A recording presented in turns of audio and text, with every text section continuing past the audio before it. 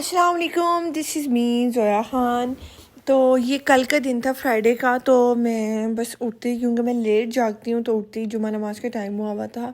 और जैसे कि आपको पता है कि मैं जुम्मा नमाज जो है, मैं नॉर्मल जो नमाज़ें होती हैं वो मैं ट्राउज़र शर्ट में पढ़ लेती हूँ, क्योंकि मेरे पास नमाज का बहुत प्यारा सा गाउन एक पड़ा हुआ है, तो मैं वो पहन के पढ़ लेती हूँ, उसमें मुझे इतना प्रॉब्लम नहीं होता। लेकिन जुम्मे की जो नमाज़ होती है उसमें मेरा दिल करता है कि मैं एक अच्छा सा जोड़ा निकाल के तैयार होके और जुम्मा नमाज पढ़ूँ। पता नहीं ये हैबिट मेरे अंदर कहाँ से आई है, लेकिन मुझे लगता है कि मतलब मुझे ख़ुद पर्सनली बहुत अच्छा लगता है कि मैं इस तरह ना एक अच्छा सा खूबसूरत जोड़ा पहन के तो मैं जुम्मा नमाज पढ़ूँ।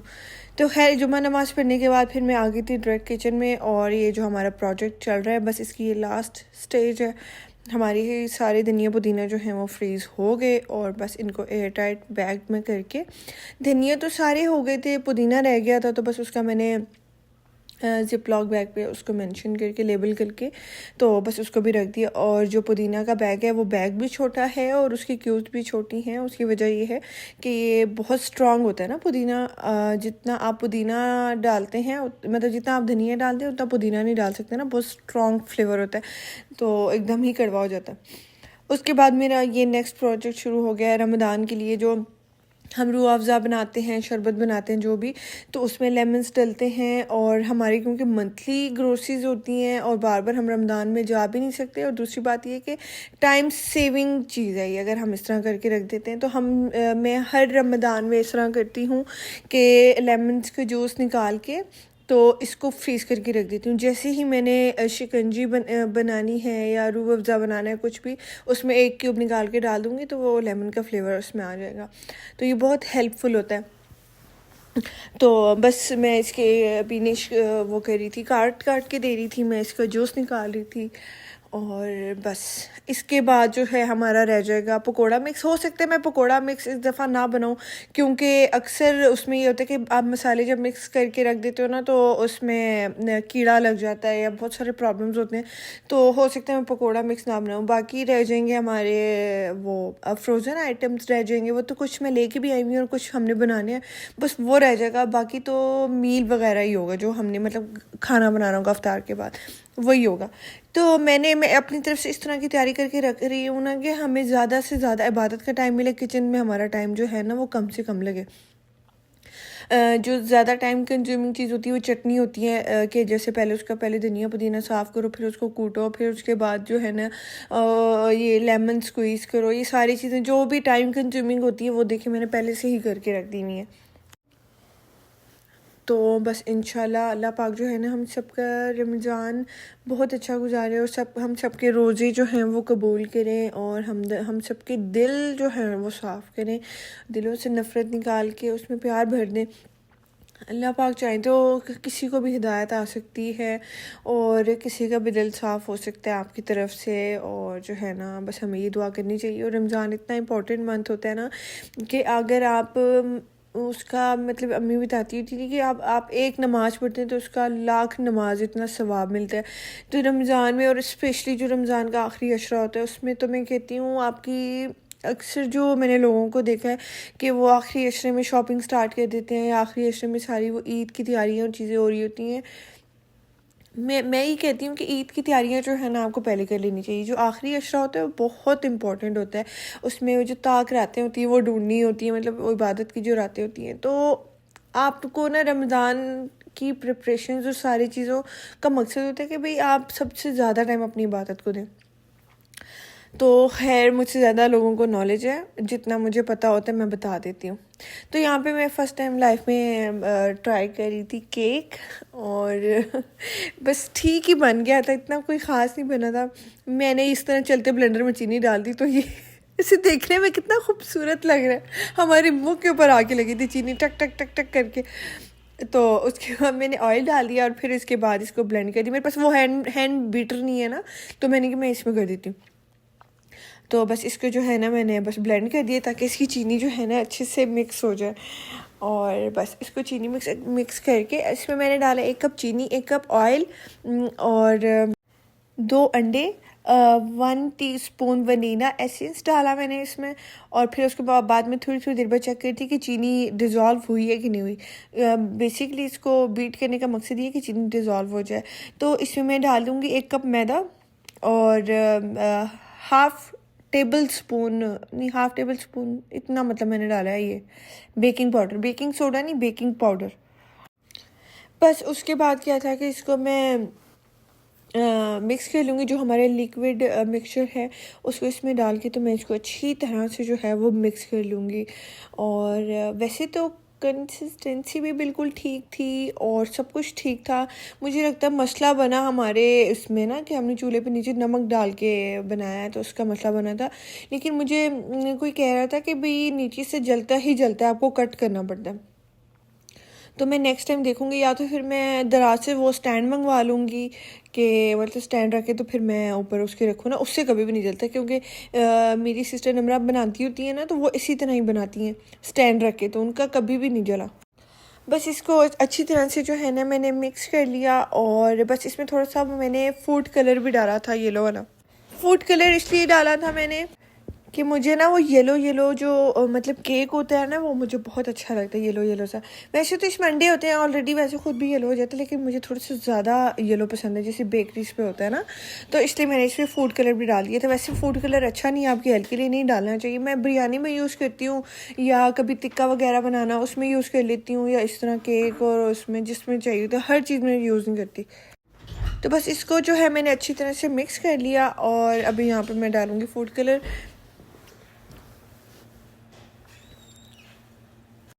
फूड कलर से ये होता है ना, आपका खाना खाने का दिल करता है, मतलब देखने में कोई चीज़ प्यारी लग रही हो ना तो उसको देख के ही खाने का दिल करता है, तो मैं इसलिए डालती हूँ। लेकिन वैसे फूड कलर जो है आपके हेल्थ के लिए अच्छा नहीं होता, बहुत कम यूज़ करना चाहिए। मैं भी कोशिश करूँगी कि आइंदा बहुत कम चीज़ों में यूज़ करूँ। तो बस इतना सा मैंने डाला, बिल्कुल थोड़ा सा। तो उसके बाद देखना इतना प्यारा कलर आ जाएगा, सही वो बेकरीज वाला जो येलो होता है ना केक, उस तरह का। वैसे अच्छा बन गया था केक, मतलब नीचे से बस थोड़ा सा सड़ गया, जल गया था, लेकिन वैसे बहुत अच्छा बन गया था। और मुझे आजकल वैसे भी उसका बेकिंग का शौक़ बहुत ज़्यादा हुआ है, पिज़्ज़ा कभी क्या कभी क्या। तो मैं अब बनाती रहा करूँगी, तो बनाते बनाते इंसान परफेक्ट हो ही जाता है। कोई भी शुरू से तो सीख के नहीं आया होता, सब इसी तरह प्रैक्टिस करते हैं तो फिर उनको बनाना आता है और फिर वो इसी तरह सीखते हैं। और अगर मैं आज से 10 साल 8 साल पहले ख़ुद को देखूं तो मुझे कुकिंग की अलिफ भी नहीं आती थी, मुझे कुछ भी नहीं आता था। मतलब मैं बहुत क्लमजी सी होती थी, मुझे इस घर संभालना, कुकिंग, ये सारी चीज़ें मुझसे नहीं आती थी। मुझसे बहुत बड़ी बड़ी मिस्टेक्स हो जाती थी कुकिंग में।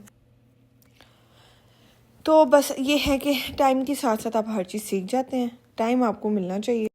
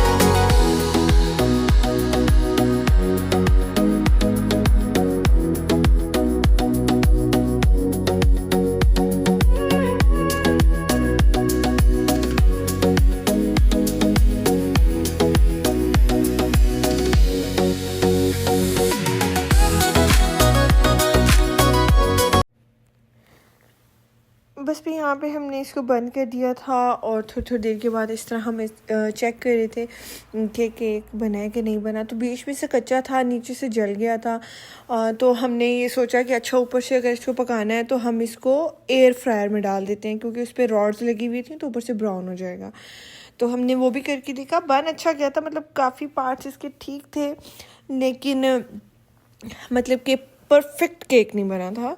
ये मैं आपको जैसे कट करके दिखा रही हूँ, कुछ पार्ट्स इसके ठीक बन गए थे, कुछ कच्चे रह गए थे। या तो हमने फ्लेम तेज़ रखी है या पता नहीं क्या हुआ है। अब ये आहिस्ता आहिस्ता मैं जैसे जैसे प्रैक्टिस करूँगी तो फिर मुझे इस चीज़ की समझ आएगी। और बस बेकिंग का अब शौक़ मुझे लगे तो मैं सीख ही जाऊँगी। हर चीज़ को टाइम लगता है, हर चीज़ होने में, उसको करने में, प्रैक्टिस कर करके फिर आपको टाइम लगता है। सेम चीज़ मेकअप में है, सेम चीज़ हर चीज़ में। फिर बस मुझे भूख लग गई थी तो मैंने जो है ना खाना खाया और बस अपना नेटफ्लिक्स एंजॉय किया। और ये फ्राइडे का जो दिन था बस ये ख़त्म हो गया। और क्या कहते हैं, फ्राइडे के दिन जब तक पुलाव या चावल हम ना खाएं, मतलब अम्मी के घर से ही आदत है कि अगर ना खाएं तो ऐसे लगता है इनकम्प्लीट सा फ्राइडे है। इवन मेरी सिस्टर के घर भी, आप ही लोग सब फ्राइडे के दिन जो है ना चावल लाजमी बनते। खैर मेरे घर में तो ये रूल फॉलो नहीं होता, क्योंकि मेरे घर वैसे ही चावल बहुत बनते हैं। तो मैं तो फ्राइडे हो ना हो हर दूसरे तीसरे दिन जो है वो राइस बन रहे होते हैं। राइस से तो बस मैं कहती हूँ बस कुछ भी नहीं मिलता ना। कोई भी सब्ज़ी अगर बनी हुई है, कुछ भी है, तो साथ उसके रोटी के बजाय मैं राइस ही खाती हूँ। मुझे रोटी इतनी पसंद नहीं है, मुझे राइस ज़्यादा पसंद है। उबले हुए हों, कोई भी साथ उसके सालन हो, कुछ भी हो, तो मुझे वो ज़्यादा अच्छा लगता है।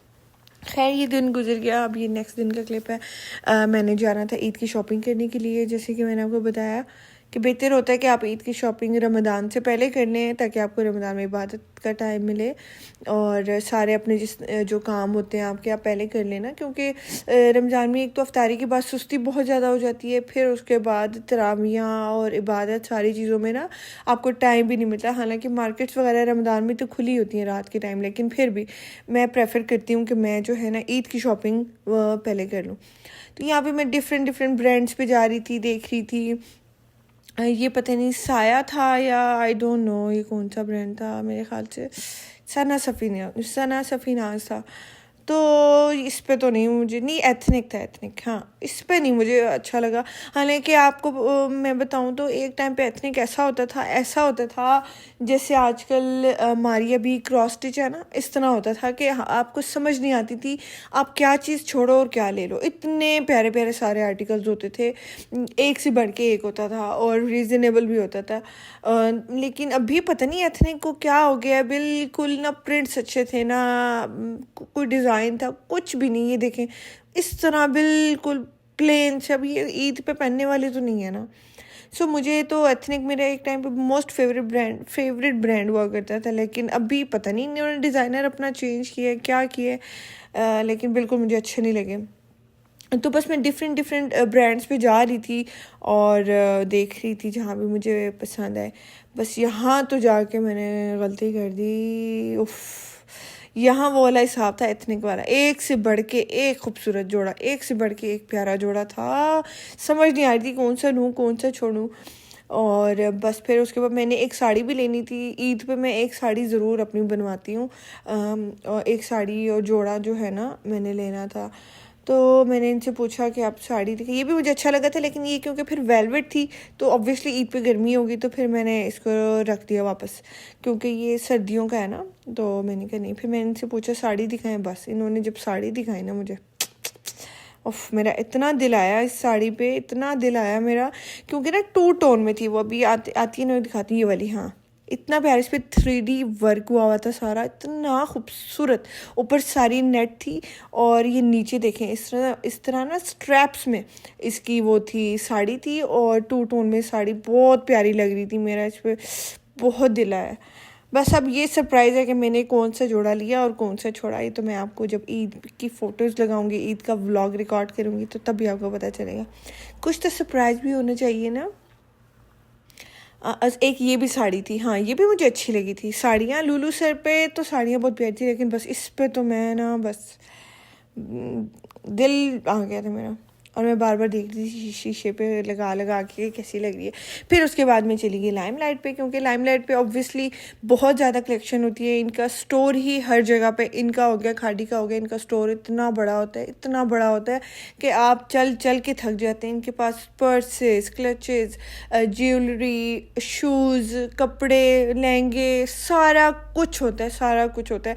और इनकी कलेक्शन भी बहुत प्यारी होती है। कभी भी लाइमलाइट आपको डिसअपॉइंट नहीं करता। लाइमलाइट पे बहुत प्यारी प्यारी चीज़ें होती हैं। ये देखें, ये कितना खूबसूरत जोड़ा था। और इनकी प्राइसेस भी बहुत रिजनेबल होती हैं और इनका स्टाफ भी बहुत अच्छा होता है। तो बस उसके बाद शॉपिंग कर कर आके तो जो है हमें भूख लगी, तो फिर हम इधर आगे मैकडोनल्ड खाने के लिए, क्योंकि भाई मैकडोनल्ड जो है ना, मुझे वो फ्रेश ही अच्छा लगता है। मैकडोनल्ड मुझे ठंडा बिल्कुल गत्ते जैसा अच्छा नहीं लगता। तो मैं प्रेफर करती हूँ कि अगर मैं गीगा जा रही हूँ या मैं शॉपिंग पे जा रही हूँ तो मैं वहीं पे खा लूँ फ्रेश फ्रेश ही। तो बस फिर हमने यहाँ पे अपना मील एंजॉय किया और बस उसके बाद जो है मील एंजॉय करने के बाद हम दोबारा से निकल गए चीज़ें देखने के लिए। एक दो चीज़ें मैंने सोचा था मैं ले लूँगी। एक तो मैंने वो बखूर बर्नर लेना था, वो लिया मैंने। वो मैंने रिकॉर्ड नहीं कर सकी वो क्लिप, क्योंकि बिल्कुल एंड पे जल्दी जल्दी में थे, तो हमें वो शॉप ही नहीं मिल रही थी बखूर वाली ना, तो वो मैं रिकॉर्ड करना ही भूल गई। और बस अच्छा, मुझे मैकडोनल्ड्स की जो ये फ्राइज़ है ना, ये मुझे सबसे अच्छे लगता है। अभी मैं आपको एंड पे दिखाऊंगी कि मैं बर्गर का पोस्टमार्टम कैसे करती हूँ। मतलब देखने में लग रहा होगा मैंने पूरा बर्गर खाया, लेकिन नहीं, ऐसा नहीं है। मैंने एक बाइट लेके तो मैं इसका बन निकाल देती थी। ये मैकडोनल्ड में ये चीज़ करती हूँ, बन निकाल के तो अंदर वाला चिकन खा लेती हूँ। फिर उसके बाद मैं इधर आ गई इंसिग्निया पे, और इतने प्यारे प्यारे मुझे दूर से नज़र आया ना बैग्स। मैंने कहा यार इतने खूबसूरत बैग पड़े हुए हैं यहाँ पे। तो बस मैं दो बैग्स में मैं कंफ्यूज हो गई थी कि मैं ये वाला लूँ या वो वाला लूँ, और इस पर सेल भी लगी हुई थी 50% फ्लैट। मुझे तो बस मैं कंफ्यूज हो गई कि मैं कौन सा लूँ। फिर मैंने दोनों में से कोई भी नहीं लिया। और मेरे व्लॉग को लाइक, शेयर और सब्सक्राइब कर दीजिएगा। मिलती हूँ आपसे मैं एक नए व्लॉग में, तब तक के लिए गुड बाय, बाय बाय।